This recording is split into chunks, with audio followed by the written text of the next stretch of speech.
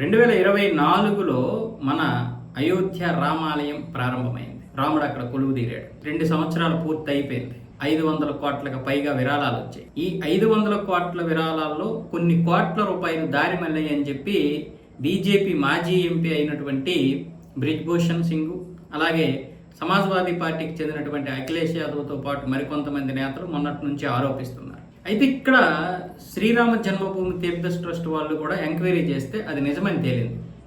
ఒక వ్యక్తి ఏమొచ్చేసి అంటే అక్కడ పనిచేస్తున్నటువంటి ఒక ఉద్యోగి ఇంట్లో 12 లక్షల రూపాయలు 10 లక్షల 80,000 రూపాయలు దొరికాయి. అలాగే ఇంకొక ఉద్యోగి ఏమొచ్చేసి ఈ మధ్య 40 లక్షల రూపాయలు విలువైనటువంటి ఫ్లాట్ కొనుగోలు చేశాడు. ఇంకొక ఉద్యోగి 1,50,00,000 రూపాయలు పెట్టి భూమి కొన్నాడు.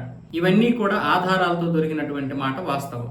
ప్రస్తుతానికి 7 కోట్ల రూపాయలు విలువైనటువంటి వస్తువులు అంటే ఈ ప్రాపర్టీ కొన్నట్లుగా తేలింది. అయితే మొత్తం మీద ఈ 2 సంవత్సరాలుగా ఎంత మాయమైంది అన్న విషయం అయితే ఇంకా స్పష్టత రాలేదు. దాని గురించి ఈ శ్రీరామ జన్మభూమి తీర్థ ట్రస్ట్ వారు రాష్ట్ర ప్రభుత్వాన్ని రిక్వెస్ట్ చేశారు. అయితే దీనికి శ్రీరామ జన్మభూమి తీర్థ ట్రస్ట్ వారు సిట్ ఏర్పాటు చేయమని యోగి ప్రభుత్వాన్ని అడిగితే యోగి ప్రభుత్వం ఏమొచ్చేసి వెంటనే సిట్ ఏర్పాటు చేసింది. ఆయన కూడా ఆగ్రహం వ్యక్తం చేశారు. మేము సిట్ ఏర్పాటు చేస్తాము, ధర్మాదాయ దేవాదాయ శాఖ నుంచి లేదు ఇది, ఇప్పుడు ఆ జాడ్యం నుంచి మొత్తం మనం దీన్ని బయటికి తీసుకురావాలనే దీనికి సపరేట్గా అంటే రాష్ట్ర ప్రభుత్వంలోకి తీసుకురాకుండా సపరేట్గా ఉంచడం జరిగింది. ఇది అన్ని దేవాలయాలకి నాంది. ఇక్కడ మనం ఎంత ట్రాన్స్పరెంట్గా ఎంత నీతి నిజాయితీగా ఈ అకౌంటబిలిటీని చూపిస్తే మిగతా మన దేశంలో ఉన్నటువంటి ఇతర పుణ్యక్షేత్రాలను కూడా బయటికి తీసుకొచ్చి హిందూ సంస్థలు మెయింటైన్ చేసే విధంగా తీసుకురావడానికి ప్రయత్నాలు చేస్తే మీ ఇక్కడి నుంచే మొదలయ్యాయి. ఇక్కడే ఇలాంటి అవకతవకలు జరిగితే రేపు మనం ఏ విధంగా ఆదర్శంగా ఉంటామని చెప్పి యోగి ఆదిత్యనాథ్ గారు ఉద్యోగుల మీద అలాగే శ్రీరామ జన్మభూమి తీర్థ ట్రస్ట్ సభ్యుల మీద కూడా ఆగ్రహం వ్యక్తం చేసి సిట్ ఏర్పాటు చేశారు. ఈ సిట్ ఏర్పాటు చేసింది 2 రోజుల్లోగా ప్రాథమిక అలాగే వారం రోజుల్లోగా మొత్తం నివేదిక విడుదల చేయాలి, మొత్తం నివేదిక అనేది నాకు ఇవ్వాలని చెప్పి ఆయన ఒక అల్టిమేటం జారీ చేశారు.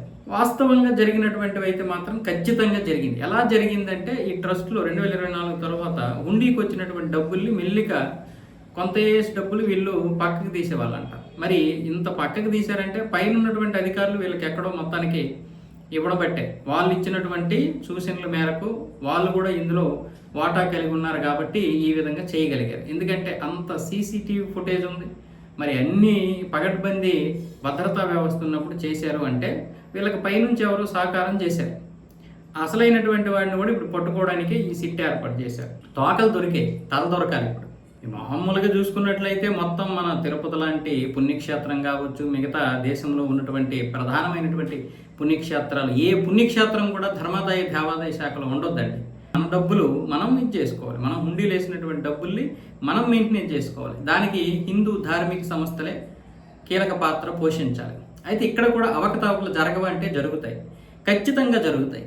ఎవరైనా సరే డబ్బును చూస్తే అది ఏదో ఒక విధంగా దారి మళ్లించి దాన్ని ఏదో ఒక విధంగా లీగల్గా చేసుకుంటారు. కానీ మరి ప్రభుత్వాల చేతిలో ఉంటే అవి క్రిస్టియన్స్కి వెళ్తాయి, ముస్లిమ్స్కి వెళ్తాయి. పైగా ఇక్కడ ధర్మాదాయ దేవాదాయ శాఖ పేరు చెప్పి క్రిస్టియన్స్కి ఉద్యోగాలు ఇస్తున్నారు, ముస్లిమ్స్కి ఇస్తున్నారు. మరి దీన్ని ఏం చేస్తున్నారు? మళ్ళీ మన మీదే దాడులకు ఉపయోగిస్తారు.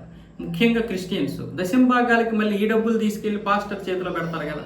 ఒక 10,000, 15,000, 20,000 ఉద్యోగాలు అనుకుందాం. 10% అంటే 20,000 ఉద్యోగం 2,000 రూపాయలు మళ్ళీ పాస్టర్ చేతిలోనే పెడతారు. మళ్ళీ వాడు మనల్ని దూషిస్తూ ఉంటాడు. ఇదేం దౌర్భాగ్యం? ఒక చర్చిలో ఒక హిందువు పని చేయగలడా? ఒక మసీదులో హిందువు పని చేయగలడా?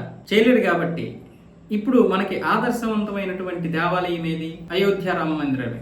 అయోధ్య రామాలయమే మనకి ఆదర్శం, నాంది. ఈ దేవాలయాన్ని మనం చూసుకొని మిగతా దేవాలయాలన్నింటినీ కూడా ఆ ధర్మాదాయ దేవాదాయ శాఖ నుంచి బయటపడేయాలి.